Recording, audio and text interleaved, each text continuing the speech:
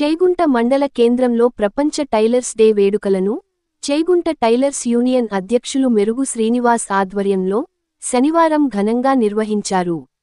ఈ కార్యక్రమానికి ముఖ్య అతిథులుగా చేగుంట సర్పంచ్ స్రవంతి సతీష్, ఉప సర్పంచ్ మహమ్మద్ రఫీక్, జిల్లా వాలీబాల్ అసోసియేషన్ అధ్యక్షులు అయిత పరంజ్యోతి హాజరయ్యారు.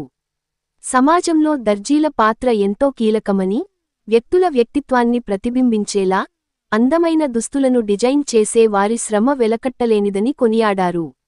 ఈ కార్యక్రమంలో కాంగ్రెస్ నాయకులు సండూర్గు సతీష్, గ్రామ పంచాయతీ పాలకవర్గ సభ్యులు, టైలర్స్ యూనియన్ ఉపాధ్యక్షులు రెబ్బ ముత్యాలు, కార్యదర్శి భోగరాజు, సలహాదారులు సాయిబాబా, శ్రీనివాస్, సభ్యులు బోండ్ల రవి, నరేష్, బాలస్వామి, నరేందర్, నర్సింగరావు, స్వామి, నర్సింలు, కుమార్, నాగరాజు తదితరులు పాల్గొన్నారు.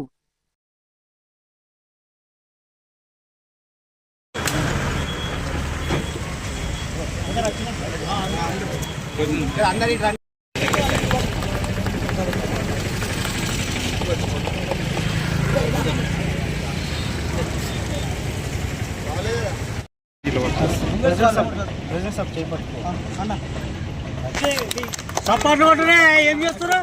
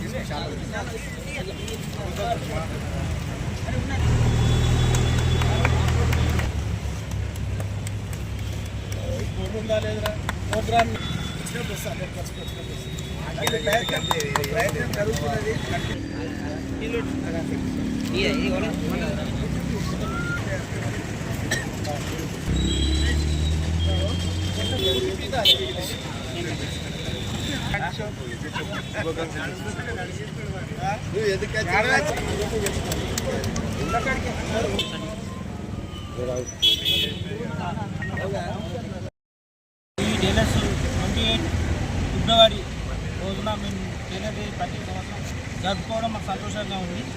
అయితే మేము ఈ వర్క్ చేసే కాక మాసోపతి ఇంకో నలుగురి బతిస్తున్నాము. అయినా మా పరిస్థితి సరిగా లేదు.